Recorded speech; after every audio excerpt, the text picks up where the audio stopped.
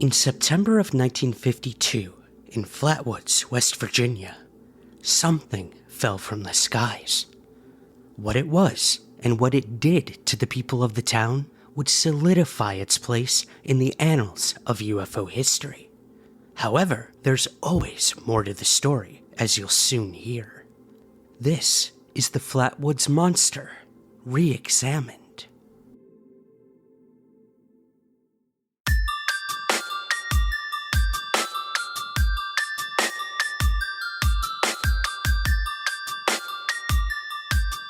This is Somewhere in the Skies with Ryan Sprague.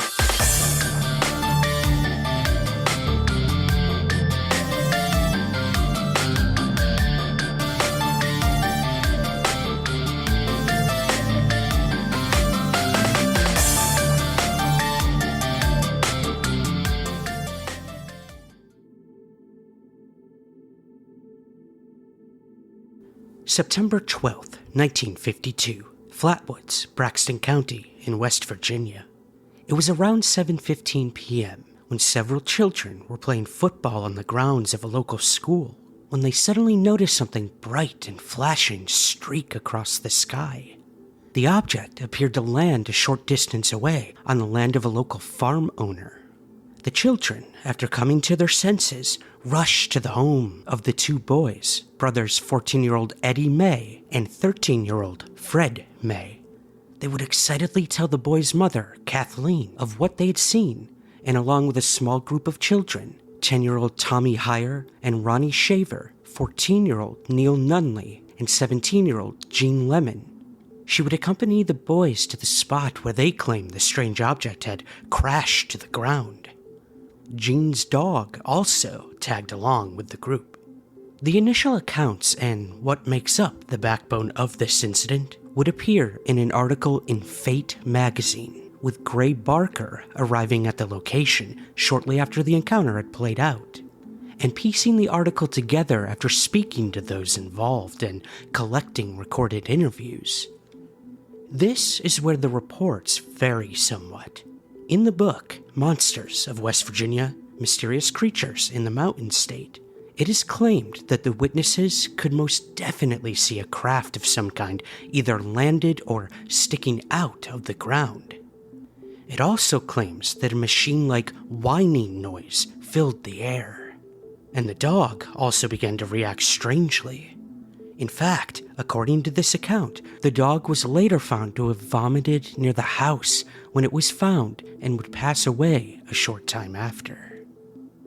According to the initial reports, though, once the group arrived at the top of the hill, they could see a, quote, red pulsating light. It's uncertain if this pulsating light was coming from the allegedly landed craft, but some reports state that the craft had originally landed on the hillside before moving to a nearby valley. However, thoughts of the craft itself paled in comparison to the frightful scene that awaited them.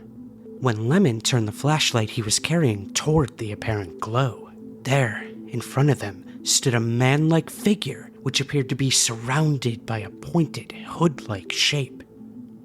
The figure had a round, red face, with eyes that appeared to glow a greenish-orange color.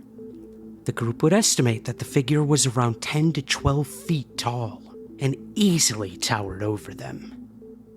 One witness, Mrs. May, claimed to see small claw-like hands.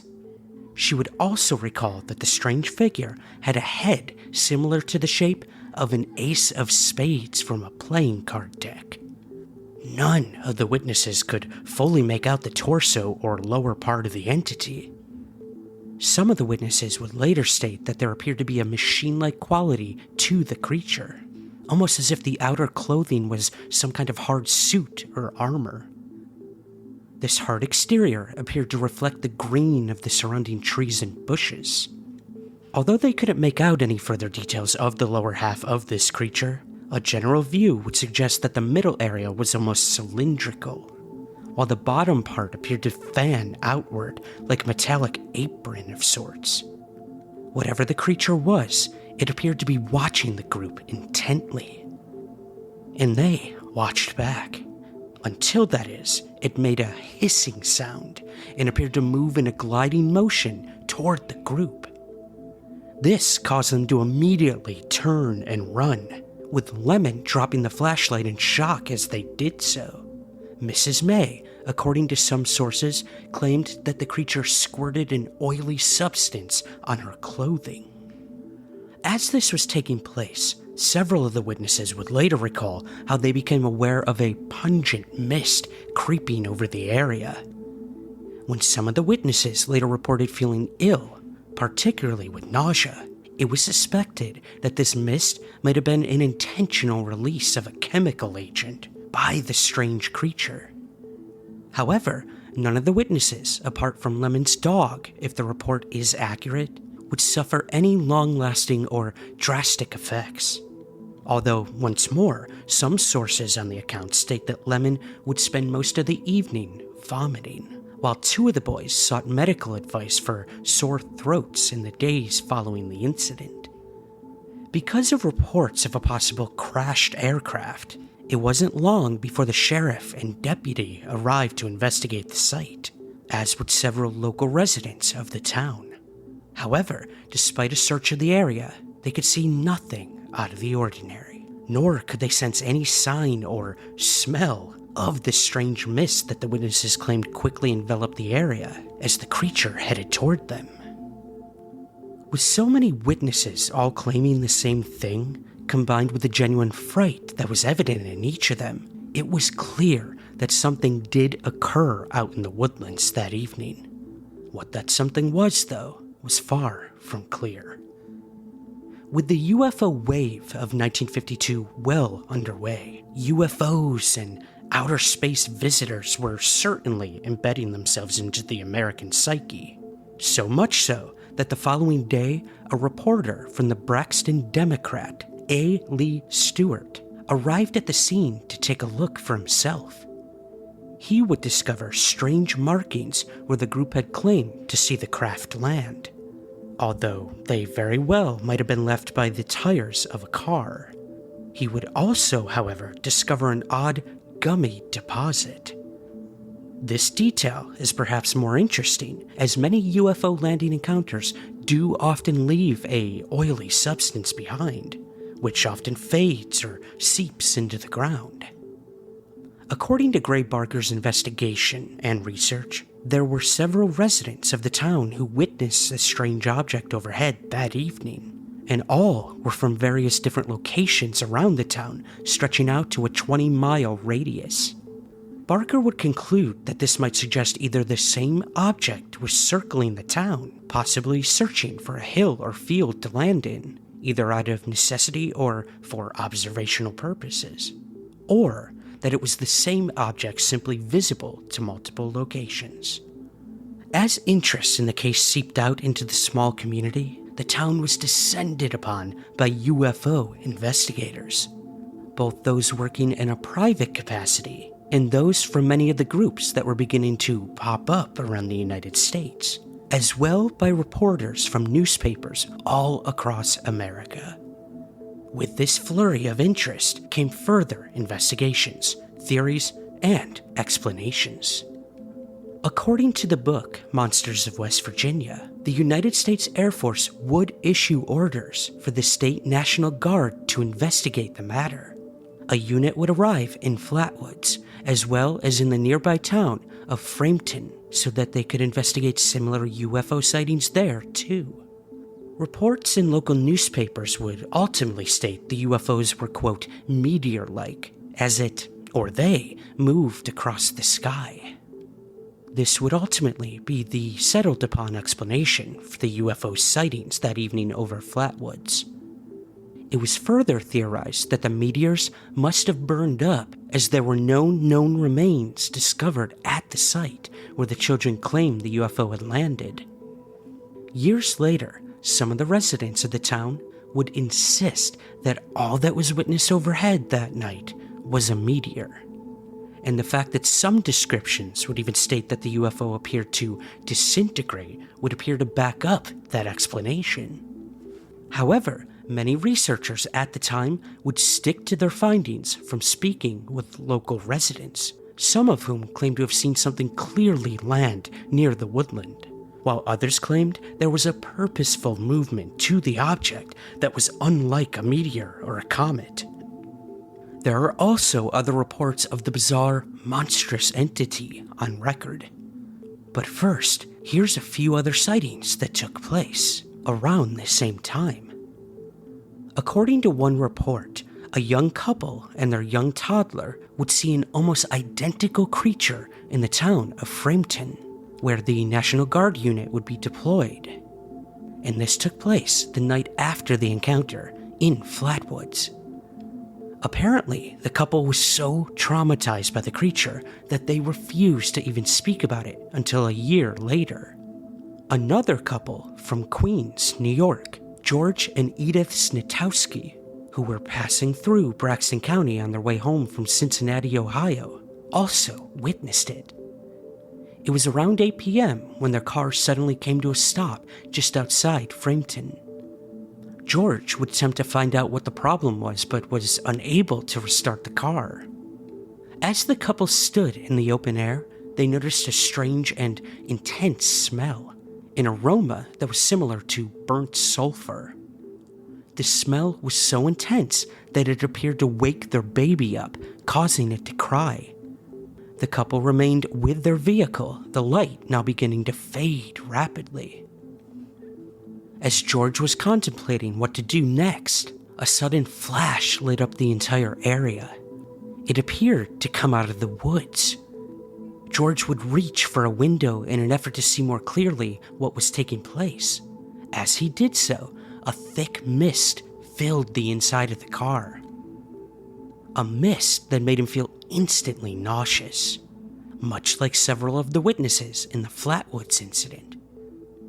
Even so, he opened the door and stepped out to investigate. As soon as he straightened and stood upright, he could see a bizarre, glowing sphere similar to a giant frosted street lamp. It appeared to be floating in midair. He would estimate that it was around 300 yards away, maybe slightly less from where he stood. As it hovered, it appeared to move back and forth, as if being dangled by some invisible string. George began to head toward the strange orb, noting that as he did so, the nauseous feeling appeared to be getting much worse. As he got close with the strange mist still swirling all around him, he suddenly began to feel a burning sensation run through him. He continued on a little further. However, the burning feeling rapidly progressed into a feeling similar to a low-grade electrical shock. Realizing he was dealing with something truly bizarre, he turned around and headed straight back to the car where his wife and their child waited. When he heard Edith scream out from the vehicle, he shook off the rubbery feel of his legs and went straight toward the sound. The sphere shape was now near the vehicle, only this time he could see a huge figure underneath the light of the glowing orb. He would claim the creature was around 9 feet tall and very much human-shaped, except for the head, which was almost reptilian. George would describe the body as weird and bloated, and the lower half of the body as a solid mass of some sort. He reached the car as the figure was moving closer. He jumped inside and pulled his wife and child to the floor of the vehicle. It was then he reached into the glove box and pulled out a knife that sat inside. By the time he turned his attention to the car's window, the strange creature was now directly in front. It reached forward, revealing its spindly arms that ended in a bisected fork of fingers. The claw-like hand scraped against the glass of the windshield.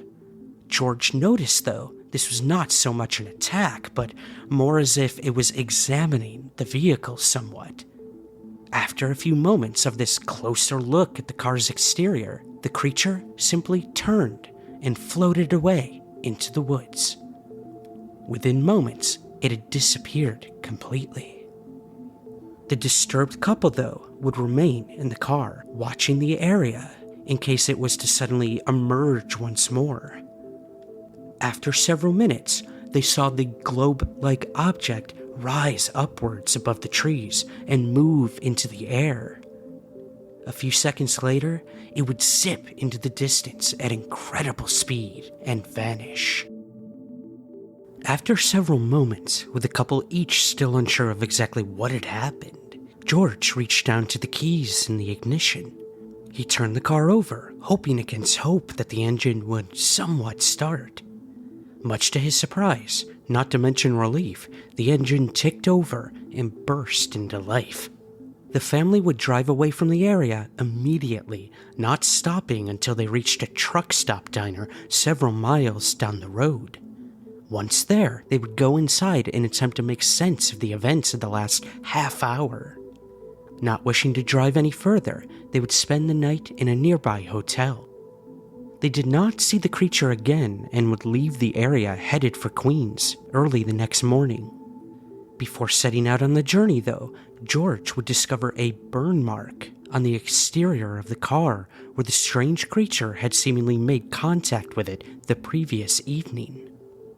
Although the young couple was not aware of it, the following evening, on September 15th, multiple residents of the town of Wheeling would bombard the local police desk with reports of a, quote, monster near Oakle Bay Park. The vast majority of the reports claimed that the monster had been seen in a housing development.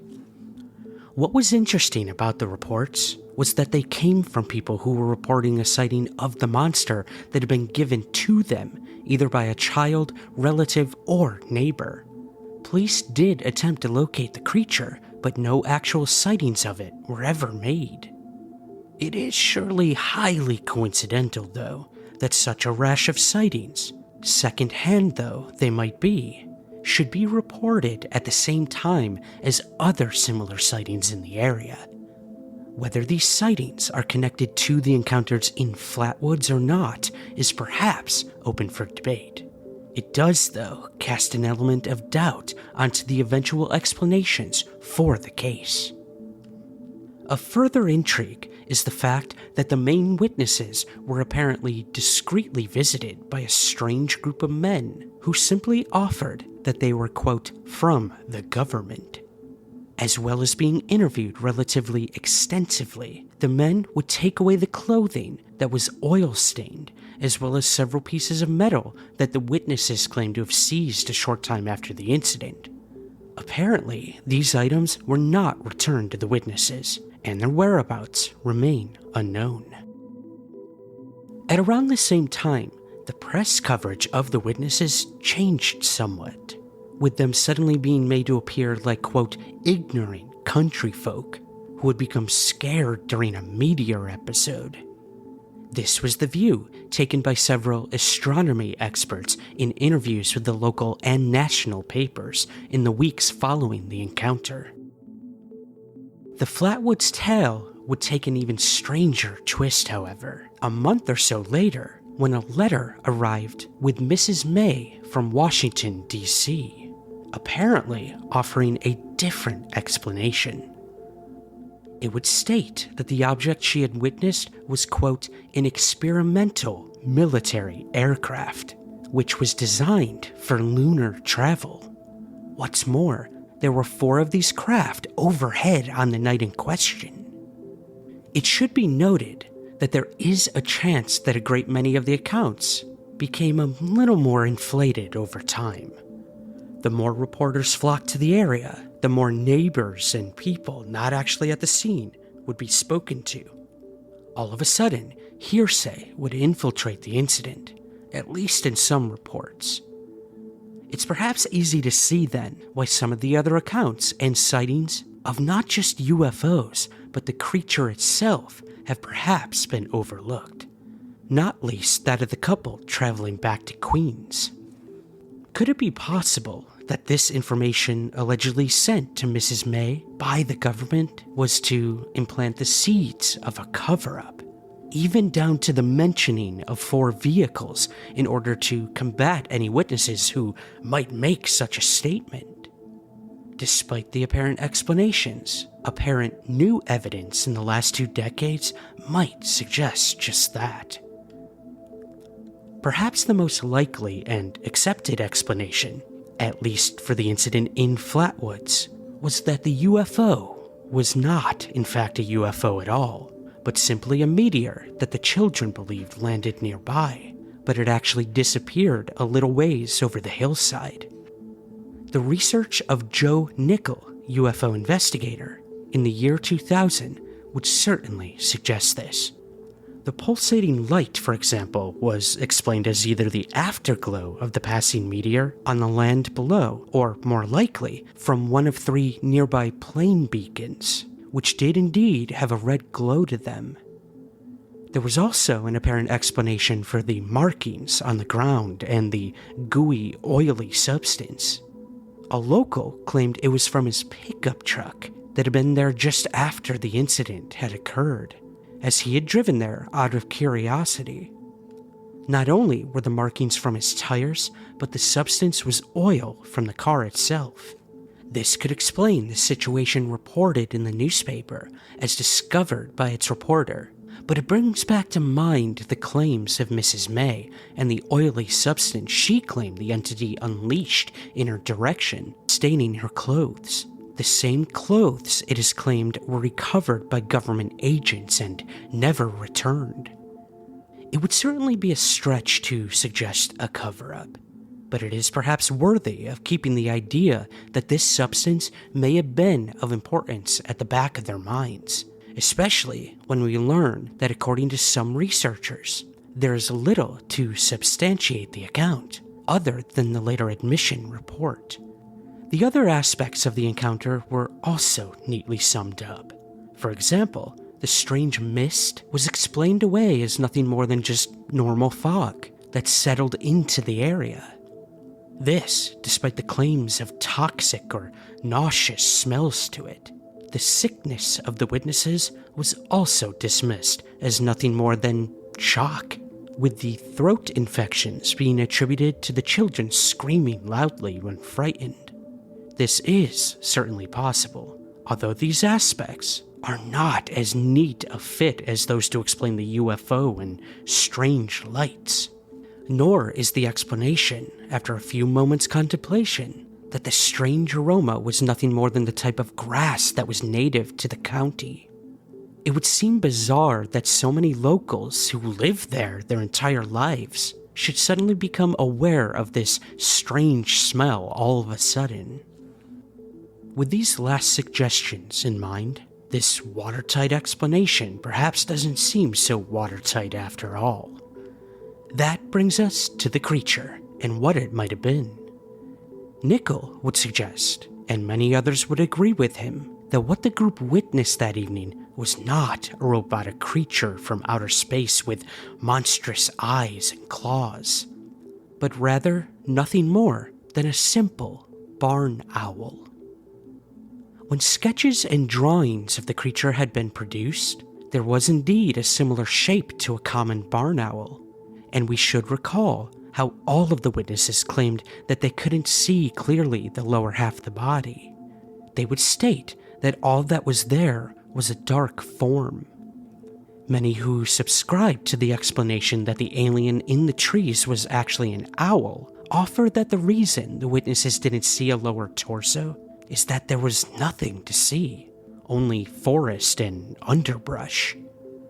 The owl was likely perched on a branch, and in the confusion and fright of the situation, likely appeared as a tall creature with a round head and glowing eyes.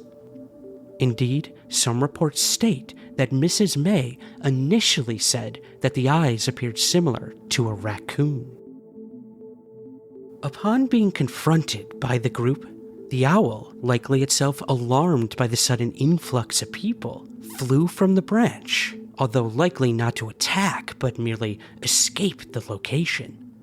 This would also explain, according to the argument, the gliding or floating nature of the creature.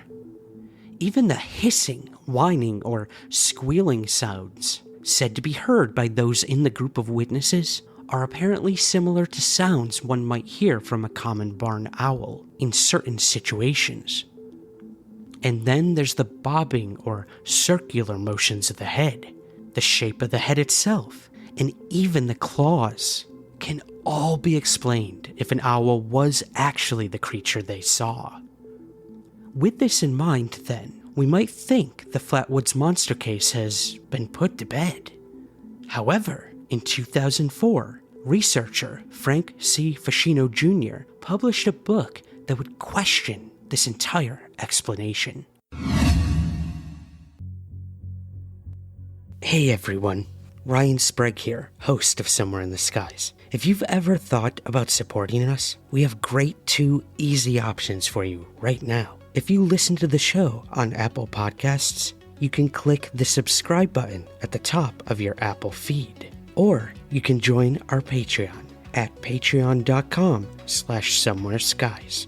Both of these options give you the same benefits: early access to the main show, bonus episodes and content, and priority to ask our guests your listener questions. So, to help support Somewhere in the Skies, click that subscribe button on Apple or visit patreon.com/somewhereskies. Thank you so much for your support, and keep looking up.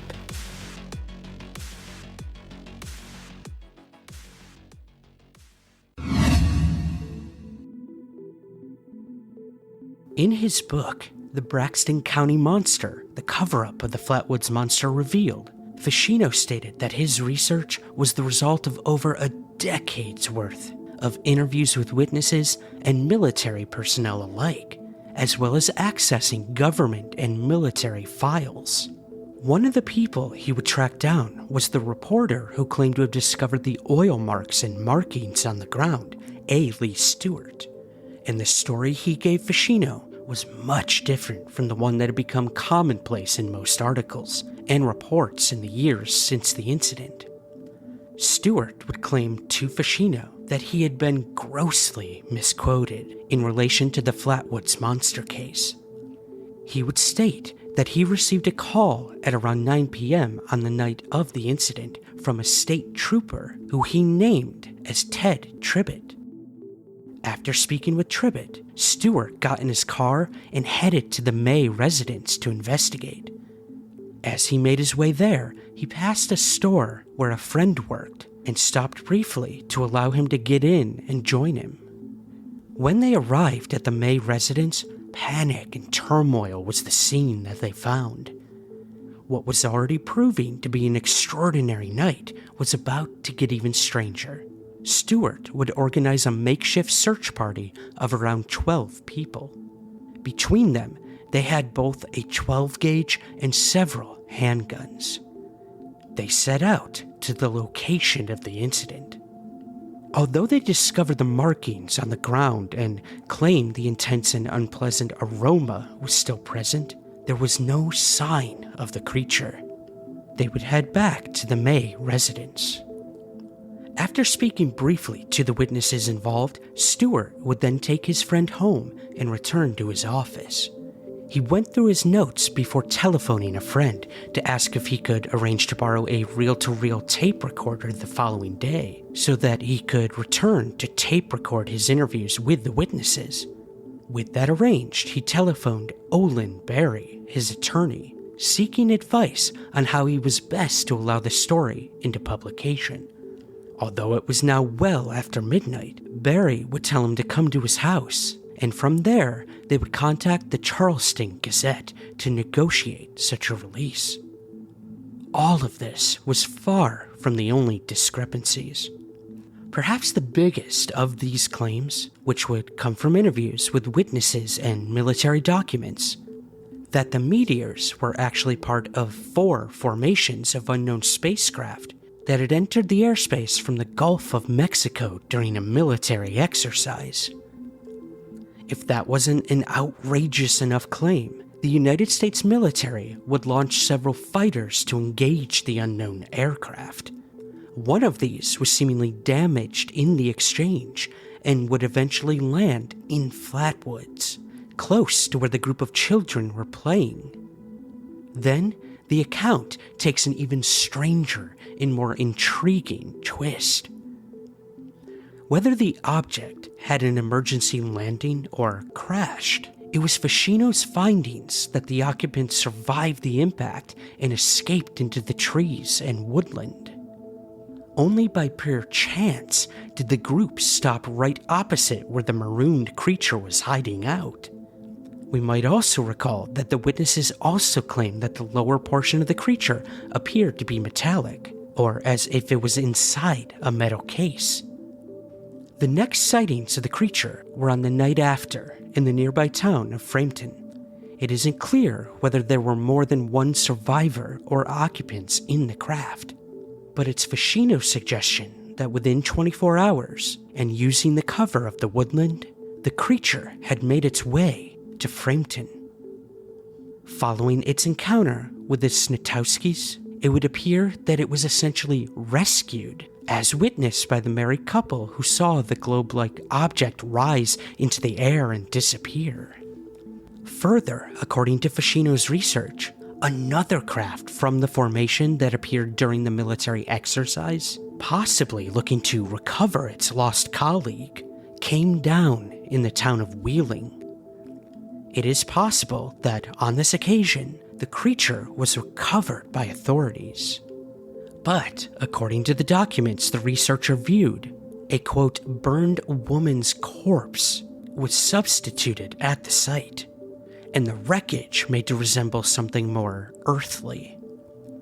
A cover story was then released into the press, and all efforts successfully diverted attention away from the incident. From there, a discreet effort was put into place to discredit the witnesses, as we might recall how they were seemingly lured into wider press coverage only to be mocked and set up as country folk with little perspective for their actual surroundings. It might be easy to dismiss Ficino's findings as nonsense and speculative sensationalism if it wasn't for the apparent endorsement of widely respected UFO researcher, the late Stanton Friedman. Friedman would write a foreword for the book in which he would state that the evidence presented by the author points to a conspiracy and cover-up of a truly outstanding and important event.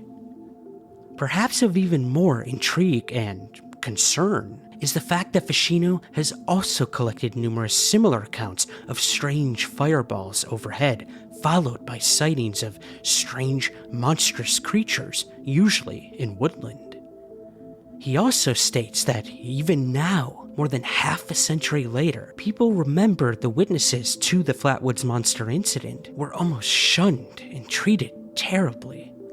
Consequently, the vast majority of people don't wish to speak of their encounters, and if they do, it isn't until many years later. Maybe the most intriguing aspect to Ficino's claims, however, revolve around the creature itself, and the intriguing and seemingly controversial lower half, which, as mentioned, was this metallic casing of some kind, and the connections these apparent creatures have to one of the most intriguing alleged alien races on record. If we recall the account of the Snitowskis for a moment, George would claim that the creature had a reptilian head, and that the lower body was in some kind of metallic casing. Ficino believes that the creature was likely more snake-like, with the metallic casing being a body that allowed it to move around. He would further theorize that the rest of the creature's body was coiled inside that casing. While such theories sound as though they came straight out of science fiction, they are perhaps further intriguing when we discover information the researcher learned from Gray Barker and Ivan T. Sanderson, both of whom would investigate the region on several occasions as part of their own research in the 1950s and 60s. On one occasion, while inspecting the location of a little-known crash site, as well as discovering a huge indentation in the ground, they would find several strange pieces of a coiled substance. They would have this strange find analyzed, which would result in some strange findings indeed. Perhaps most bizarre, when this substance was placed in water, it would suddenly uncoil. According to the information given to Ficino, the substance was like a giant piece of snakeskin. So, are we dealing with a conspiracy theorist's dream of reptilians? And could this explain the strange and unpleasant smell, which, bizarrely or not, often surfaces in claims of encounters with reptilians? And what about the oily substance discovered at the Flatwoods site? Perhaps it's worth noting the comments of Mrs. May, who would state that, quote, the government just tells you what they want you to believe. So what can be made of the Flatwoods region? Is it itself some kind of entry point between the world of these potential reptilian creatures and ours? Perhaps that is why the sightings and strange activity persists. Could it be that the final chapter in the Flatwoods Monster case might not even yet be written? The group of witnesses, understandably already spooked and perhaps hyper alert given the multiple UFO reports that would have surfaced in the several months leading up to the incident, had gone to investigate just such a landed object and found themselves confronted with this equally bemused owl. Remember, the credibility and genuineness of the witnesses were not at any point in question. And in the heat of the moment of such an encounter, it's easy to understand why the brain would put together what it very much believes to be 2 and 2 and come up with 5. That being said, we have also examined a distinctly different version of events in this re-examination. One that tells a completely different story. This, of course, creates doubt, sufficient enough for other researchers to examine the case with a new mindset. The Flatwoods case remains of interest to UFO enthusiasts and skeptics alike, with the latter often using it as proof that all UFOs are likely the result of similar circumstances, and the former looking to it as a demonstration of UFO researchers' abilities to lean toward the most likely scenario. It only takes, though, the slightest element of doubt to maintain such interest. No matter what the Flatwoods Monster was or wasn't, it will remain a classic case of UFO lore. And it truly does continue to keep us wondering what truly happened over Flatwoods, somewhere in the skies. The following audio features UFO researchers Ivan T. Sanderson and Stanton Friedman commenting on the Flatwoods Monster event. When we had questioned all these people, or at least all the kids, together in various combinations of 2, 3, 4, and 5, and singly, and then mixed them up again, and for 3 days we went on, and they never deviated from their stories one single iota. And if you can tell me that a bunch of 12 kids can get together and make up a lie and stick to it for 10 days under the most grueling circumstances, because there were professional reporters there. Did you interrogate them individually? Individually, in combinations of different 2s and 3s and 4s and all together, and over 3 days, and there was never in the evidence. We have it taped and we have it written down. There was never a mistake. Some added a few touches which were not exaggerations. Some of them became a little doubtful as to whether it was just as they said the first time or the second, but they never deviated in their overall story, and I think that's very, very a powerful factor in evaluating the whole thing. I hadn't heard much about the Flatwoods Monster case as I was growing up in ufology. I first got interested in 1958, and I'd heard about it and read about it in some encyclopedias and so forth. But it was only when Frank Ficino called me to appear at their 50th anniversary celebration in Flatwoods that I looked a lot more closely to see what do I want to get involved with here. I mean, is this real? Is it not real? Is it just a story? I was very impressed with what I found. So I agreed to go down there. And I was astonished in talking to Frank, and he was sending me material, and we spent time together at the 50th anniversary to see the enormous amount of information he had collected. And when talking to the witnesses, I mean, I believe you have to go to the site if you're going to learn something useful about a case. It's very helpful. So with Flatwoods, being able to walk the walk that the kids took going up the hill to see the big tree, to see the area where the saucer had landed up above. As soon as you saw those things, you've got a very important context for the story. And that's what had been there. It was the highest place in the area. So whoever was running the darn thing would look around and say, hey, we better put her down there. There's no place else. We're in bad trouble otherwise.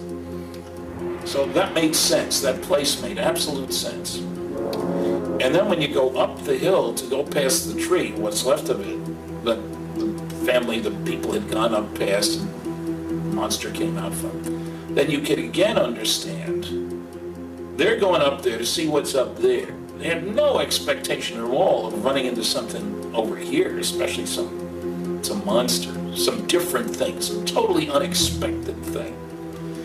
And so when you start looking at this and you talk to the witnesses and you find out that the kids got sick, got a whiff of this crazy gas or oil or whatever it was, maybe the two together, and how they understood it could make kids sick, and the kids were sick all night long. The reporter found that out. When you hear about what the National Guard guy, Dale Levitt, found, it begins to really pile up facts and data and information.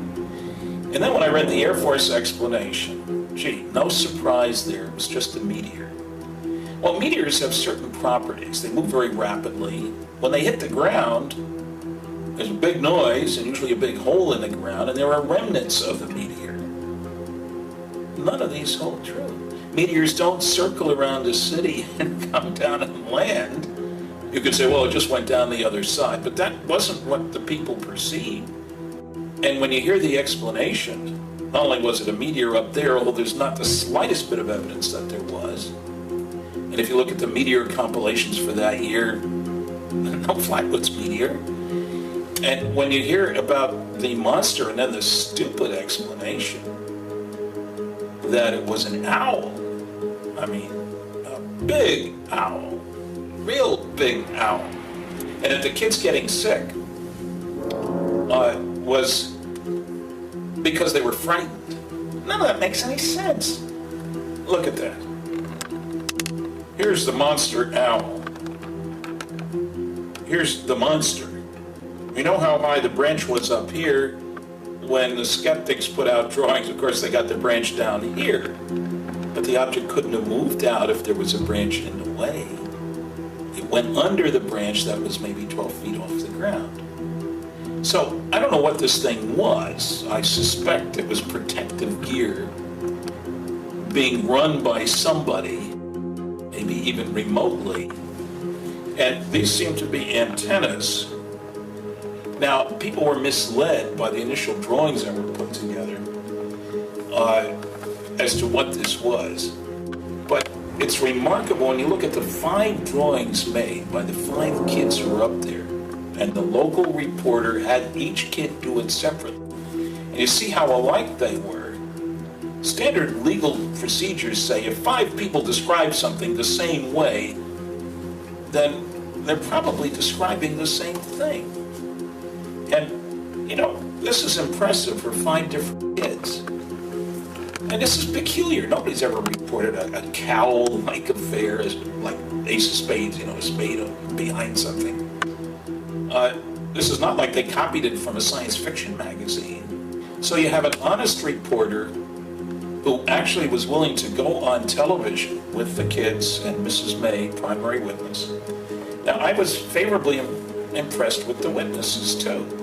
I get a real kick out of the people who attack witnesses but don't talk to them. Make up explanations. You know, they were just seeking attention. They wanted to be somebody. The attention UFO witnesses get is not usually very pleasant, especially in a small town. They get laughed at by the people in the community. These kids had nothing to gain. Mrs. May had nothing to gain. Oh, they went on television. Big deal. They were being accommodating to a local reporter, Mr. Stewart.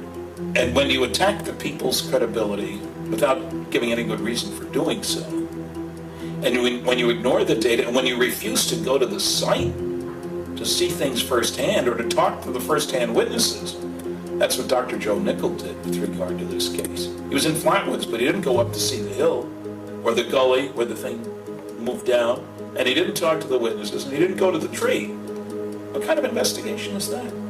One of the major contributions Frank Ficino has made to the investigation of the Flatwoods Monster case is to dig out the Blue Book files. Difficult as it was, they were hard to read, but you look at all the witness testimony from that time. You know, people saying it was not a meteor. I have seen meteors. People who haven't seen meteors might think it was, but I have seen meteors as clearly being flown. That's a quote from a witness. Obviously, the craft was in trouble, or it wouldn't have come down up there. They saw it as kind of burning. So you got to go down, cool it off. It's amazing out there on the site. You see how steep the gully is. The terrain is rugged. It's not gently sloping hills.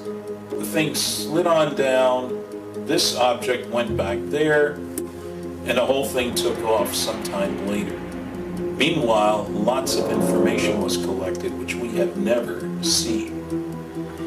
And Dale Levitt pointed out he never got any feedback on the stuff that he sent in. He sent in samples of the liquid, samples of the metal.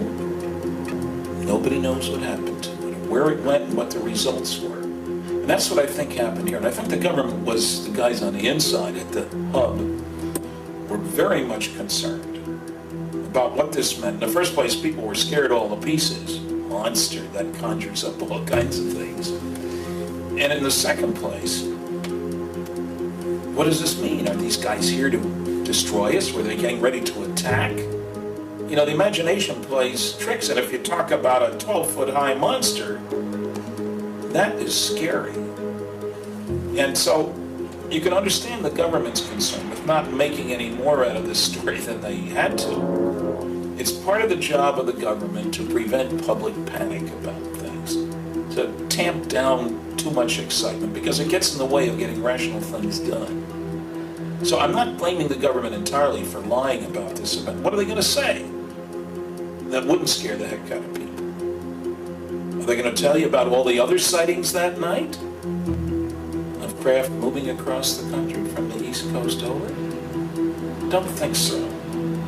But Frank Ficino has collected the stories from the newspapers all over the East, and it is clear there were lots and lots of sightings of truly unidentified flying objects that were not meteors. So Flatwoods is a good, solid case. Frank Ficino has collected more data on that case than has been collected in any other case that I'm aware of, and I've been on Roswell for 25 years.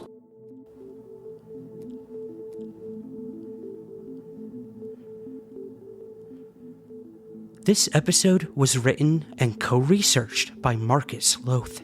To learn more, visit ufoinsight.com. Please take a moment to rate and review Somewhere in the Skies on Spotify, Apple Podcasts, or wherever possible. It truly does help us. You can also follow us on Twitter @SomewhereSkies. Thank you for listening, and remember, keep your feet on the ground, but never stop searching somewhere in the skies.